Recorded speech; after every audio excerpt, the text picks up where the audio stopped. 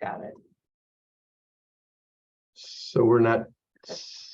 Okay, so now I'm going to quickly give an intro and then switch over to you, Dr. Clapp. Okay, we'll see how this Yeah, goes. I'll stick Okay. here. Okay. Good afternoon and welcome to the GFF Gilbert Family Foundation's NF1 seminar series. We are very fortunate to have Dr. Wade Clapp give today's seminar on preclinical trials, collaborations effectively advance new therapies for NF1 tumors. Dr. Clapp is the chairman of the Department of Pediatrics, and Richard L. Schreiner, Distinguished Professor of Pediatrics of Microbiology and Immunology, Biochemistry, and many other departments at the Indiana University School of Medicine. He's also the physician-in-chief for the Riley Hospital for Children. Dr. Clapp's laboratory focuses on genetic diseases with predisposition to cancer, particularly neurofibromatosis type 1. And neurofibromatosis type 1 is the most common genetic disease with predisposition to cancer, one of the series of developmental disorders called rasopathies. Babies and young children with NF1 have high predisposition to neural crust-derived tumors called plexiform neurofibromas that are congenital in origin, arise from large peripheral and cranial nerves, and are resistant to radiation and chemotherapy. A subset of these tumors progress to become atypical plexiform neurofibromas and subsequently malignant peripheral nerve sheath tumors. So a key goal of Dr. Clapp's laboratory is to conduct studies to elucidate key pathological cell, and hyperactive RAS-mediated signaling pathways for each step in this tumor progression. And they have generated genetically engineered mouse models that can closely recapitulate the steps in plexiform neurofibroma formation in humans. And finally, given the limited number of NF1 patients that are available for clinical trials, they utilize these mouse models to identify druggable targets using mouse genetics and subsequently pharmacologic inhibitors that can be rapidly translated to clinic. So without further ado, I am transferring the screen share control to Dr. Wade Clapp for this seminar. Thank you very much. It's a real honor to be here and see a lot of names of friends I know on the screen. And I didn't load up a million slides so that we could have time for discussion at the end. So I'll now try and share my slide. And Yes. How's that? Can you see? Yes. Okay, great. So this is the title of the talk. And I have no disclosures. And the objectives of the talk, since I think we have a mixed audience of students and faculty, is to give a little bit of basic background. So to identify the common phenotypic manifestations of neurofibromatosis type 1, to understand the basic biochemical function of the NF1 tumor suppressor and its interaction with P21 RAS. And then finally to, as was mentioned, to delineate a strategy for the use of genetically engineered murine models that recapitulate different disease phenotypes in patients with NF1. As that those strategies, given the number of patients that are available for clinical trials at any one time, even when we collaborate together across multiple centers, is limited. And so we try to work closely between the preclinical and the clinical space.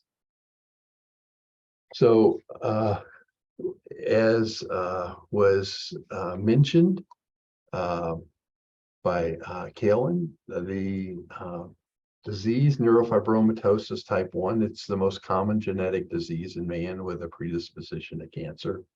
It affects 1 in 3,000 individuals in all populations throughout the world. It's caused by mutations of the NF1 tumor suppressor gene that encodes the protein neurofibromin and functions as a GAP or a GTPase that accelerates the hydrolysis of P21 RAS.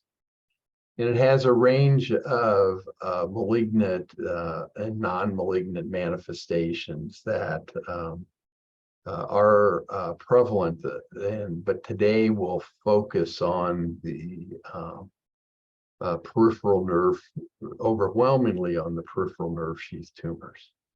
And the manifestations that for many of the common manifestations of NF1 are shown on the slide. If they're students, the most common way it's picked up is children have multiple large cafe au lait macules. That's picked up by their pediatricians in the office. Patients have a range of peripheral nerve sheath tumors, from cutaneous neurofibromas to plexiform neurofibromas that arise from large peripheral nerves and cranial nerves, and then a subset of those plexiform neurofibromas will transform to malignant peripheral nerve sheath tumors. Patients also have a range of skeletal lesions, Lisch nodules in the eye, and axillary freckling, amongst others. And this is the one slide that really sort of highlights the interactions between neurofibromin and RAS. And P21 RAS is the RAS proteins are key molecular switches that transmit cytokines through a receptor, and are that transmission leads to an turning RAS from its inactive conformation in a GTP conformation to an active RAS GTP conformation. That in turn leads to a number of downstream signal transduction cascades that promote cell growth and survival. Neurofibromin is the protein that's encoded by the NF1 tumor suppressor gene, and genetic loss of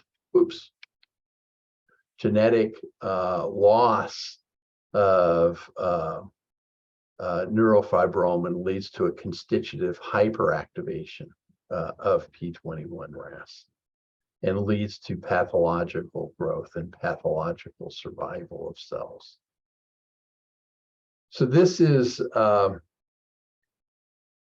slide sort of shows the a bit more detail about the RAS pathway, and shows a patient that is afflicted with a number of plexiform neurofibromas that are arising from major nerves off of the spinal cord that you can see here. The only therapy for plexiform neurofibromas until recently was surgical excision. And surgical resection is terribly challenging because the nerves are, the resection has to try to tease out the tumor from nerves and vasculature that's intertwined with the tumor. And There's nothing, I have been told by some of my surgery friends that there's nothing more scary than to be in the middle of a big plexiform neurofibroma resection that you can't completely execute on. Because these things, they're oftentimes, they're very vasculature. They're very vascular and will bleed a lot, and they're tough to control. And again, about 10% of plexiform neurofibromas, which are congenital in origin, so these are tumors that oftentimes begin in babies and in very young children. Continue into adulthood. But about 10% of these will transform into a highly aggressive malignant peripheral nerve sheath tumor. And when that happens, these tumors are very aggressive and have high metastatic potential. And the life span of these patients is very low once they pass a size where they can be resected. And I'll talk more about these downstream signaling cascades in the course of the talk. So the past decade, through the contributions of many laboratories, has been a decade of advances for neurofibromatosis and plexiform neurofibromas, honestly. But in 2010, there had been at least 14 failed phase 2 clinical trials where investigators, having an understanding, and I'll just go back here, having an understanding of potential drugs that might have some efficacy here. And there had been a lot of interest around the mTOR pathway in particular, but others too. But those trials, they really had not been effective. And at that time, surgery was the only modality. And there's high, as I mentioned, high morbidity and high rates of local recurrence with those tumors. So now in 21, actually 22, are 3 drugs that have had a signature in phase 2 clinical trials. And one drug, as I'll mention, selumetinib, is now FDA approved. I think that one of the ways, respectfully, that the field has advanced, and again, this is work done by many laboratories, is using murine models to uncover to more effectively model the development and treatment of tumors. So this paper was really the first to model the development of plexiform neurofibromas. It was Dr. Yuan Zhou, who was a postdoc in Dr. Luis Parada's lab. And what they very nicely showed is that the plexiform neurofibromas, their histology and slow pathologic emergence really closely recapitulated the human condition. And over the past several years, there have been a number of different mirroring models of plexiform neurofibromas that have been generated.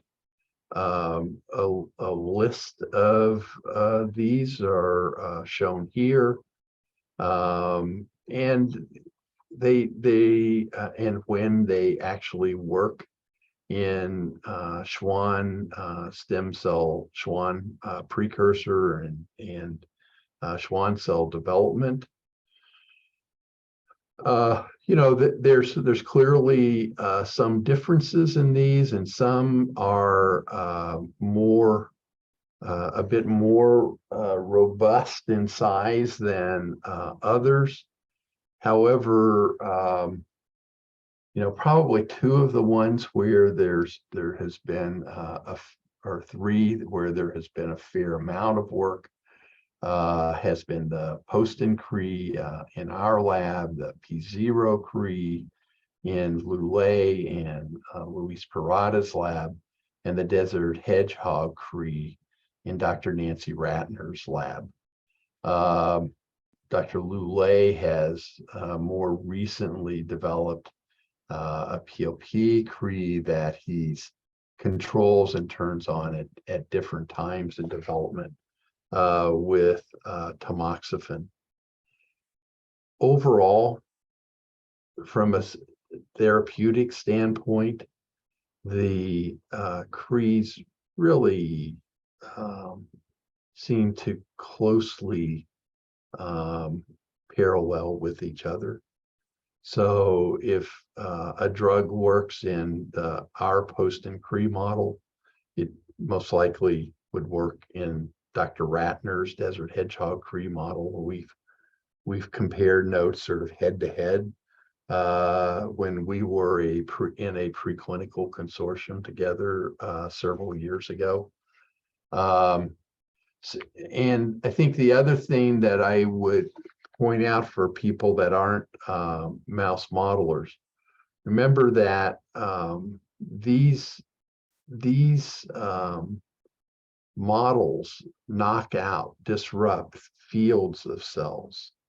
And so they may not completely recapitulate the human disease model. And it was for that very reason, actually, that Dr. Luis Parada, one of the first models that he developed was one with a CROX20 Cree that is a relatively weak Cree and disrupts very few cells, and that was very intentional on his part. And he reasoned that that's exactly what happens in nature. You don't have this disruption of whole fields of cells. You have a disruption of few cells that begins a tumoritis.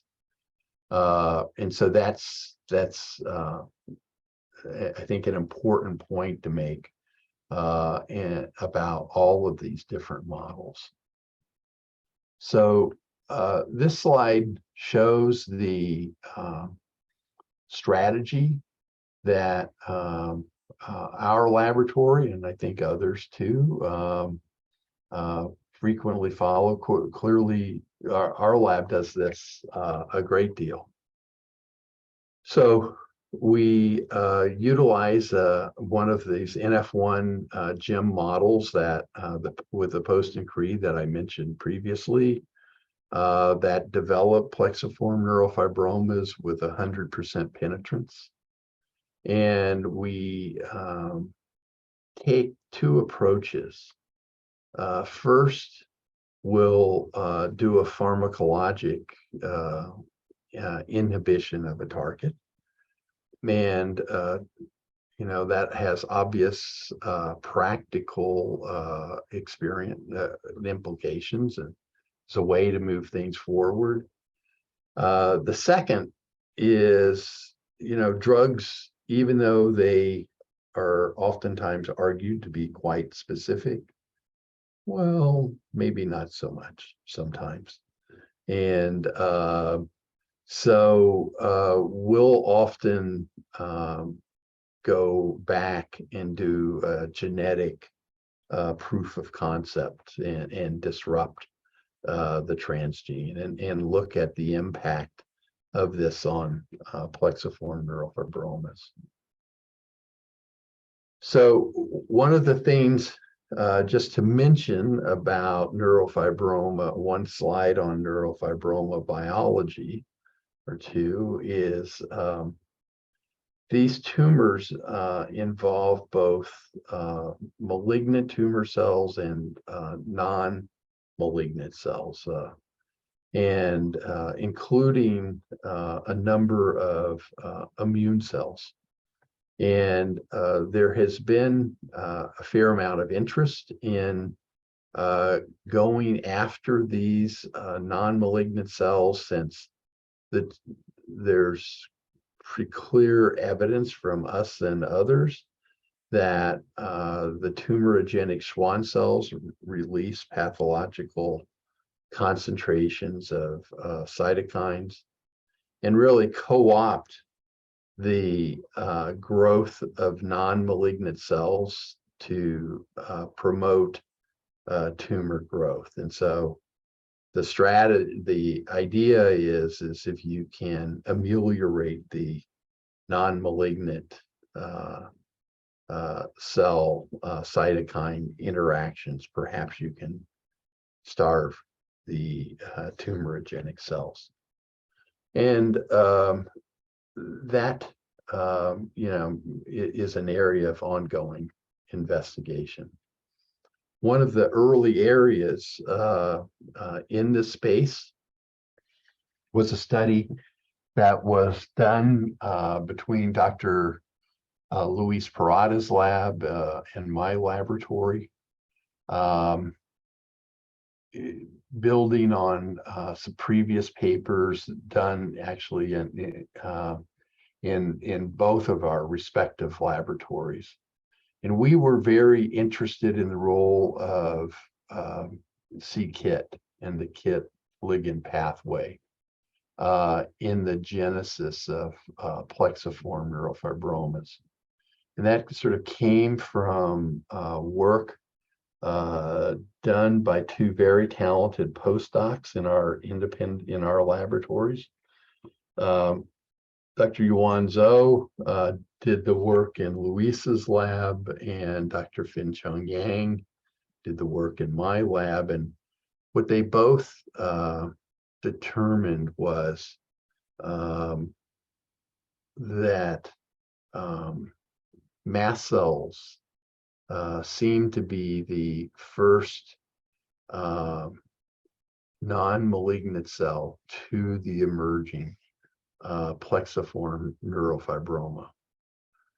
And that was interesting to us. We were really more experimental hematologists, particularly then. And we knew from many great laboratories that mast cells are tremendously dependent on the c-KIT ligand pathway. So we did a genetic experiment where I'm showing a pretty complex paper to you and explaining it to you in one slide. And so the CROX-20 that Luis made, when all of the marrow when all of the lineages were wild type, the mice actually didn't develop plexiform neurofibromas ever. So loss of both alleles of NF1 in the Schwann cells in that model was necessary, but not sufficient for tumor initiation. However, we asked the question, and you can see it here on this slide. when we transplanted NF1 heterozygous marrow into those animals, those mice began to die, and their death was associated with the development of these plexiform neurofibromas, and they would develop pathological sequelae, much like the patients. You can see here in this animal that he has bilateral hind limb paralysis, and this animal has a unilateral hind limb paralysis associated with the development of a plexiform neurofibroma. What we found was when we intercrossed the NF1 heterozygous mice with mice that contained mutations of the c-KIT receptor, we found that those mice actually did not, and those mice are called W. They're naturally occurring mutants. They're different W strains, and we used 2 different ones.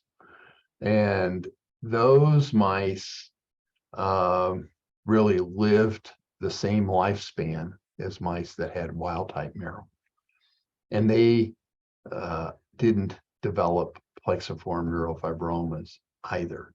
Their spinal cords was just the same as those of the wild type marrow shown here. So that was very interesting to us. And we subsequently went on to pursue a phase 2 clinical trial in children with plexiform neurofibromas. And we used 3 different age groups. One age group was kids that, very little children, like the girl shown on the screen here, who had growing plexiform neurofibromas. And as you can see from the MRIs of the head, sagittal cuts coming through.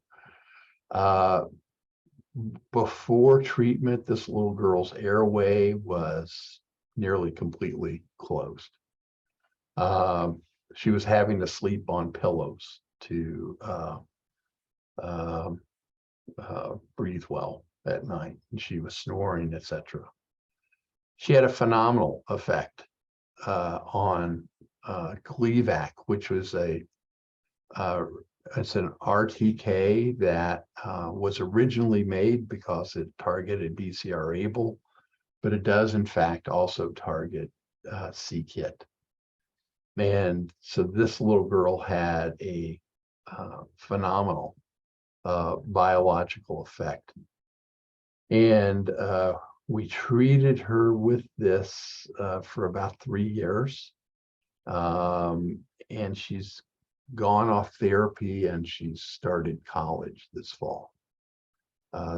She was the first child that we ever treated, the first really successful child to be treated with a targeted therapeutic. What we found is that young children, and particularly young children with airway tumors, they actually did pretty well with this drug. And there was heterogeneity, as you can see in the same patient, but we saw a number of some good success in these patients. However, when we use this drug in older patients, in either adolescents with stable tumors or growing tumors, or adults with stable tumors, we really saw very little biological impact of Gleevec. And, you know, it's always good to sort of be humbled and to have to go back and think about what did your preclinical experiment really show. And what we found, you know, as we went back and subsequently appreciated from our genetic intercross experiment, you know, so we think that that biology, this KIT pathway, was key in tumor initiation. But once you had a fully grown plexiform neurofibroma,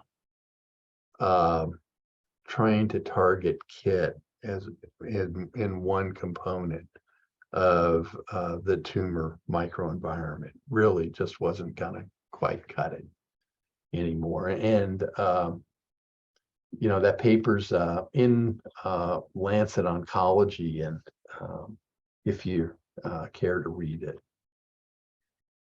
So the next target I really want to spend some time on is MEK inhibition, because this has been really sort of the breakthrough drug for both plexiform neurofibromas, and it certainly looks like it's going to be very impactful for juvenile myelomonocytic leukemia, a very rare condition in children, young children with neurofibromatosis type 1.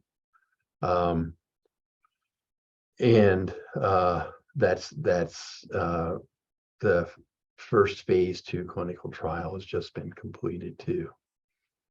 So the preclinical work in this space, there were three papers, all published in the back-to-back in the JCI in 2013.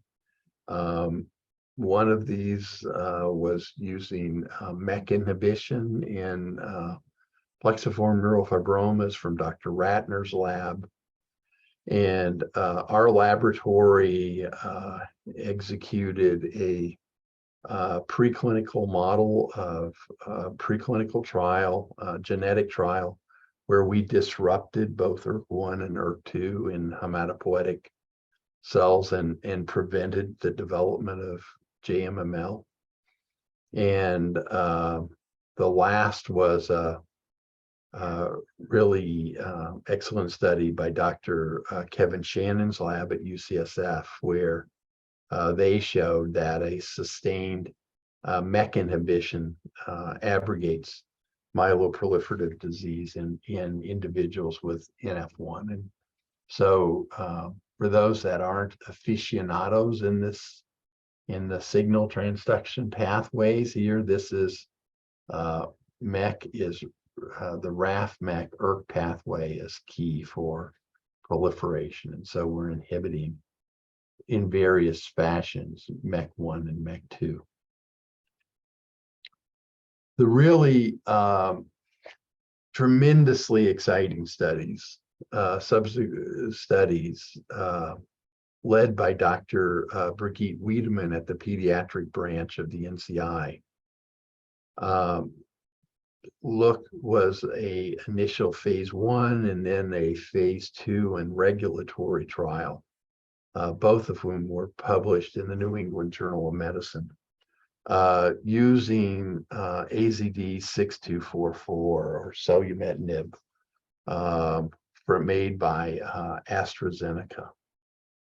And you can appreciate that in this slide here, the progressive growth of the tumor before treatment, the shrinkage of the tumor on treatment, and then when she stopped treatment, the tumor did have some growth back. And this happens with some regularity in the plexiform neurofibromas on MEK inhibition. So where clearly the interpretation is that you're modulating proliferation, but not killing the tumorigenic cancer cell. So, but patients on selumetinib, you can see the progressive improvement from this little girl from both the MRI as well as phenotypically. And this was a great study. And about 75% of the patients had at least a partial improvement. It's really excellent, excellent work.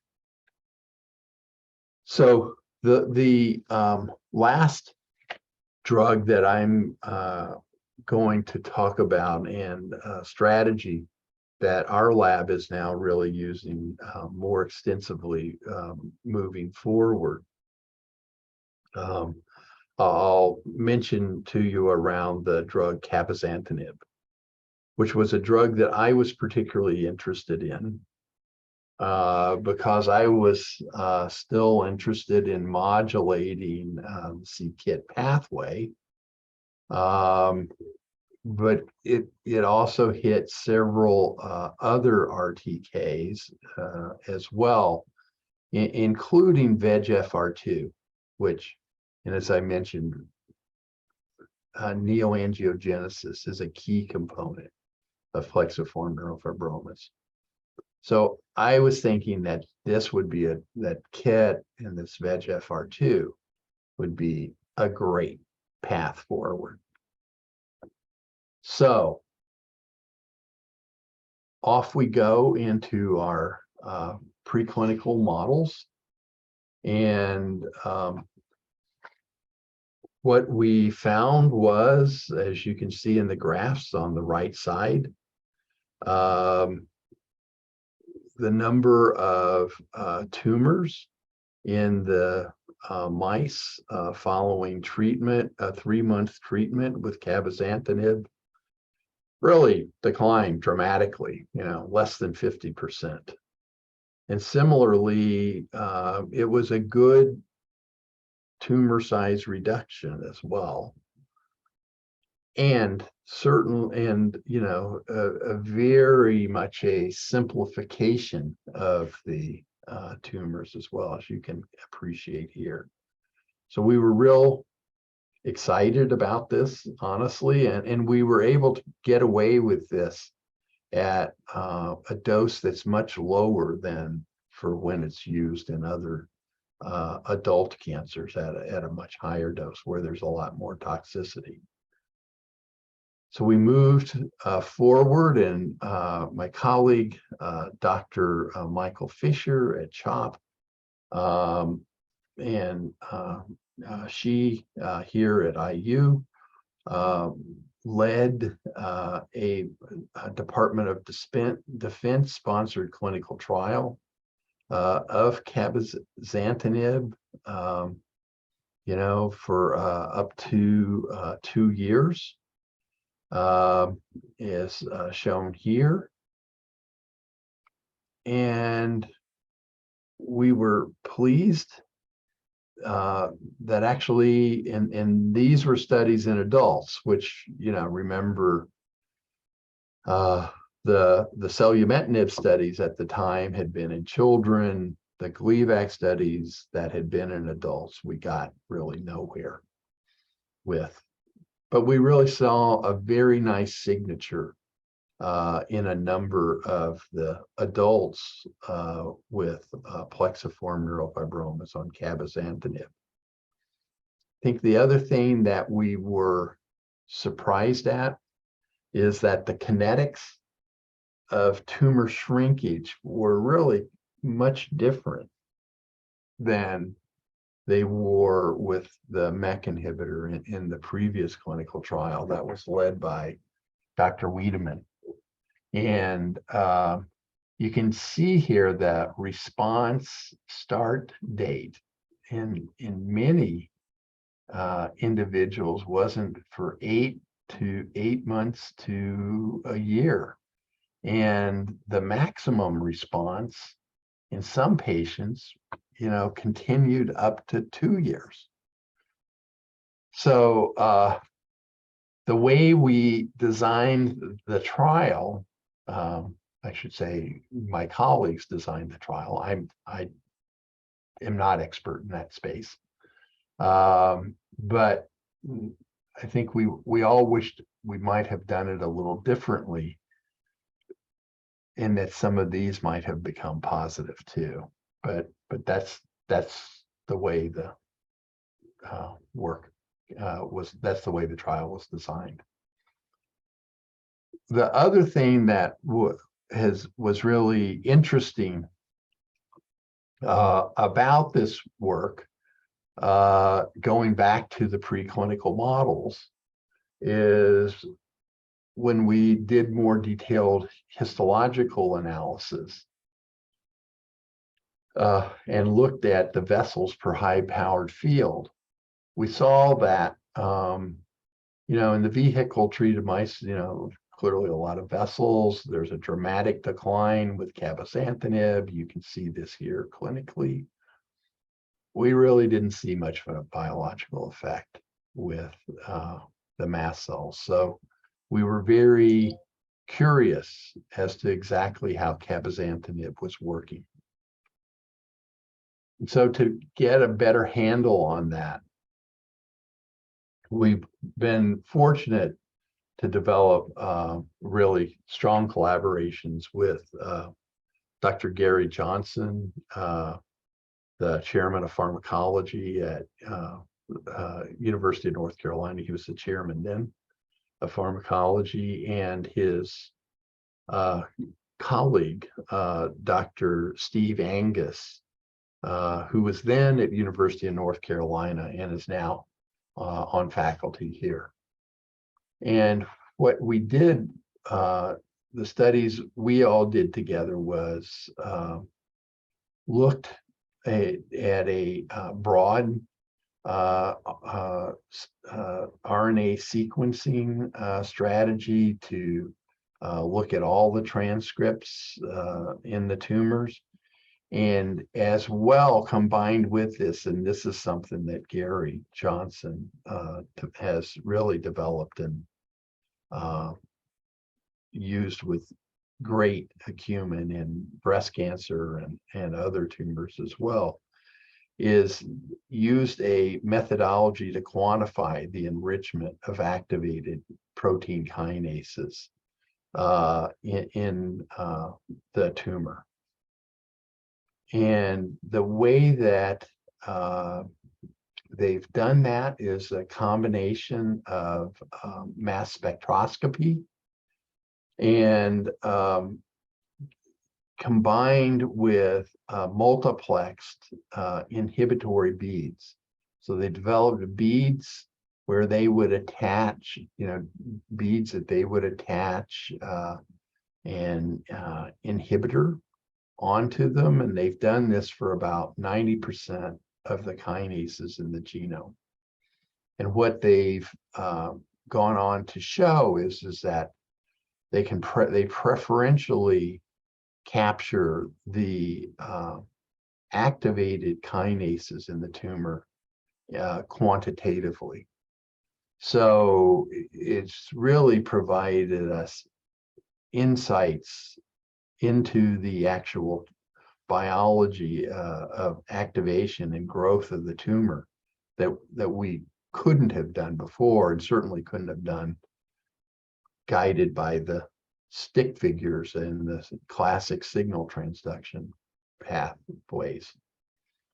And so what we've found is that cabozantinib actually ends up after 1 week of treatment, there's a handful of kinases that are activated in the tumor that are dramatically decreased.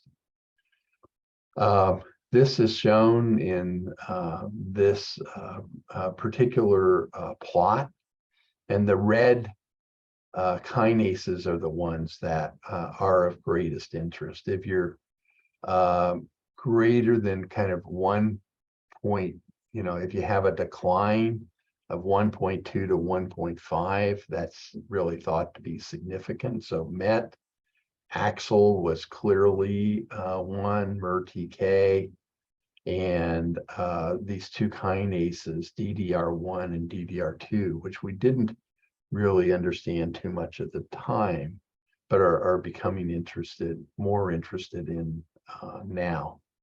And what you can appreciate is when you treat the mice with cabozantinib, after about 3 days, you begin to have a decline in AXL and phosphoAXL, as you can pick up on the Western blot. You can also see a decline AXLs in the RAS pathway as well, and you can see a decline in phospho-MET compared to the vehicles as well. So we're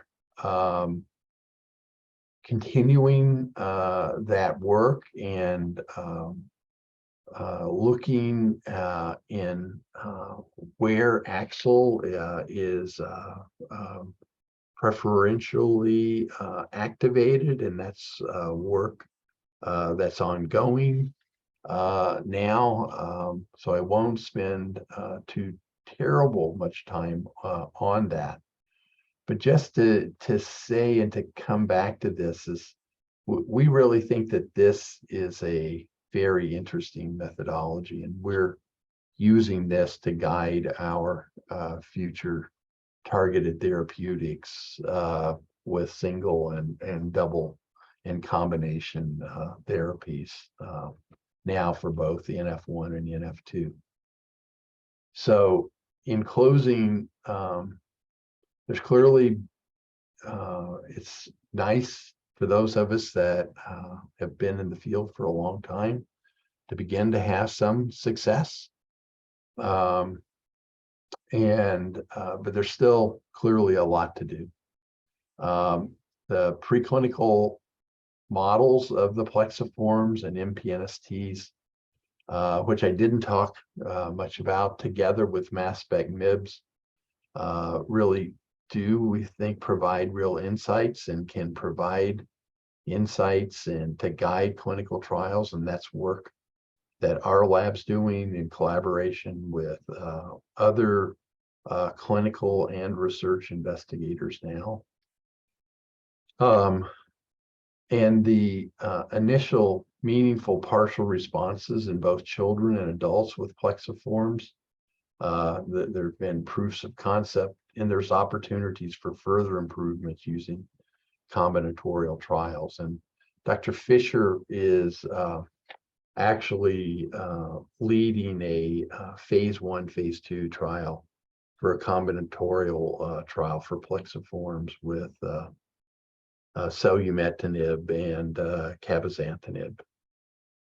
And finally, I didn't talk too much about it, but because of time constraints, but we have some preliminary evidence to indicate that AXL might be a useful, well, I certainly showed the impact for the target for plexiforms and potentially MPNSTs as well, but also a potential biomarker of activity.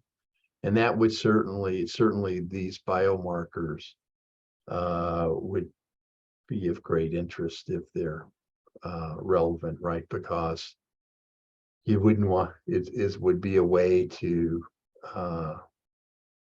determine whether or not you keep a patient on a drug for a longer period of time, particularly given the kinetics of cabozantinib as an example. And I'd like just to recognize the individuals and the many investigators whose labs and work I've at least mentioned today. I'm really fortunate to be part of a spore that's focused on RASopathies that's headquartered here at IU and co-led by my friend Dr. Kevin Shannon and I. This is a multi-institutional spore. We convinced the National Cancer Institute that we needed to have a different structure than the structures that the other 60 spores have, which is pretty much done. They're pretty much done at one institution. But given the comparatively small numbers of patients at any institution with NF1, it's important to have breadth and to similarly to have breadth in the breadth and depth of science as well. And so I'd just like to recognize Dr. Lulay at UT Southwestern, Michael Fisher at CHOP, Brigitte Wiedemann at the NCI, Jayshree Blakely at Johns Hopkins, Kent Robertson here, Dr. Gary Johnson, who I mentioned, my good friend, Dr. Luis Parada, and his colleague, Ingo Melanoff, who at Memorial Sloan Kettering. And this group over here is studying the peripheral nerve sheath tumors. This group is studying the glioblastomas along with Dr. Blakely. And there's some crossover because Luis is part of this project too. And then the third project is really very heavily UCSF, led by Dr. Shannon, Dr. Elliot Stiglitz, and Dr. Mignon Lo, who's recently relocated to be the Chief of Pediatric Hematology Oncology at Seattle Children's. And then this is a very talented group of investigators that lead all of our omics cores in RNA-seq and kinome and pathology spore and biospecimens and data integration. So I'll stop there, and I'm happy to answer any questions.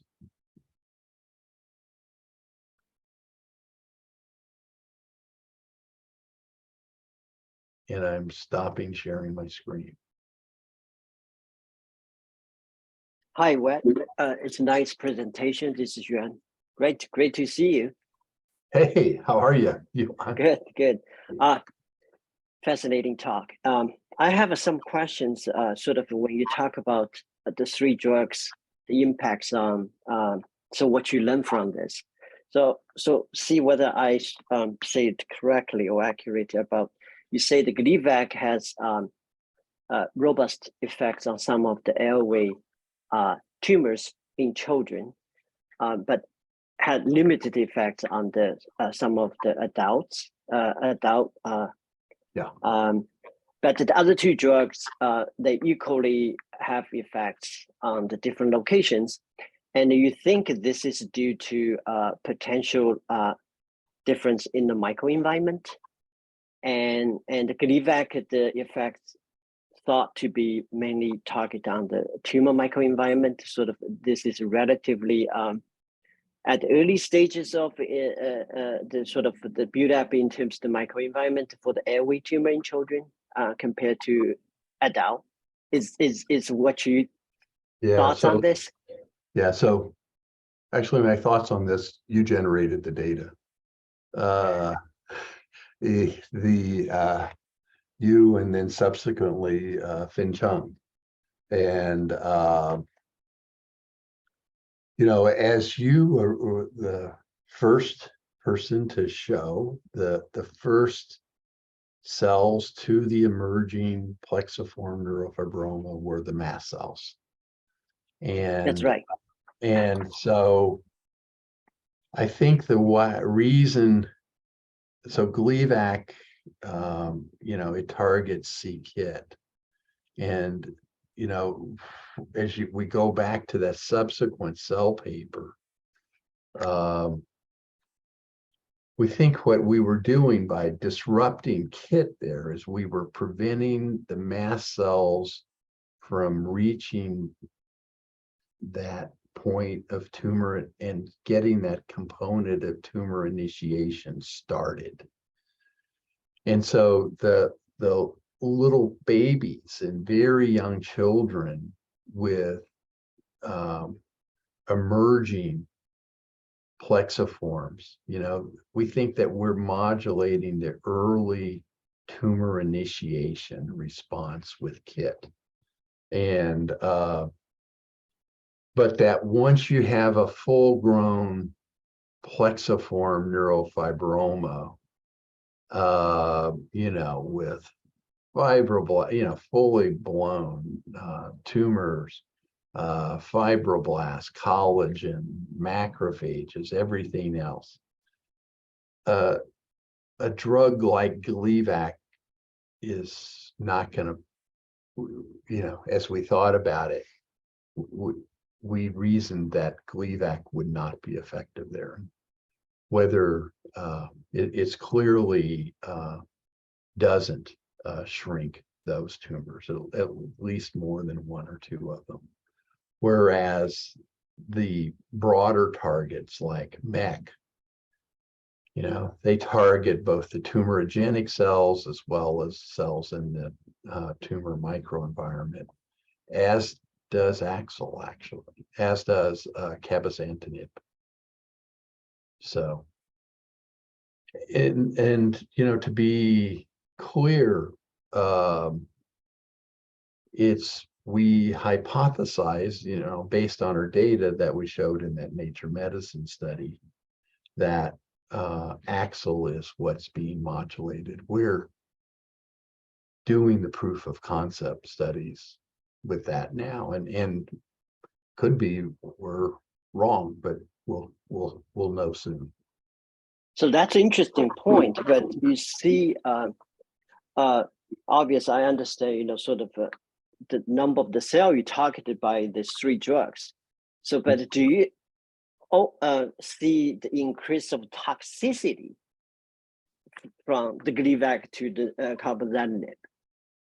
Oh, you certainly do. And the cabozantinib's a much more toxic drug. And in fact, some of our clinicians, they were, there was a lot of conversation about whether this is a drug that we should even move forward. Now, we were able to show efficacy. We were able to show efficacy in the mice and in the patients too, with a lower dose than what is used for, say, renal cell cancers and others, where they'll use 2 to 3 times the dose that we used. But cabozantinib is certainly, it's a broad RTK. Probably coming with that is toxicity from all those targets as well. And that's why we're following up with more now, though, having at least a hypothesis that cabozantinib is working through AXL and perhaps a few others. We're looking to take a more refined approach in the next series of preclinical studies that we're doing right now. Thanks for asking that and following up. And it's awesome to see you. Yeah. Wade, this is Miguel Estevez. This is a great talk. Thank you for summarizing just about 30 years of work in a very short amount of time. Great perspective for us, the younglings.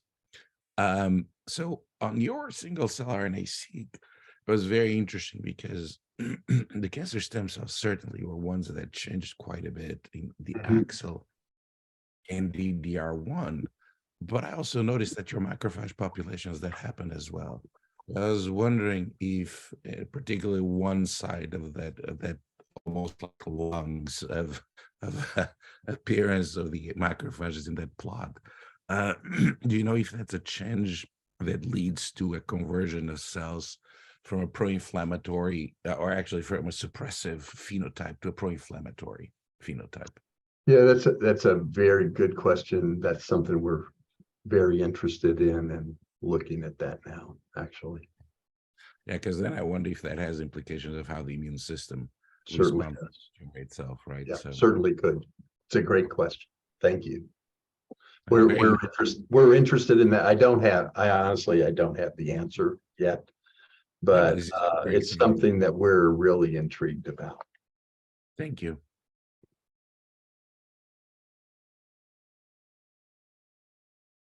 Well, I think we're over time, actually. We're a few minutes over time, but if there are no more questions, let's give a big hand to Dr. Clapp. Thank you for the wonderful seminar. And we will soon send out announcements for the subsequent seminar in the next month or so. Fantastic. Thank you. All right.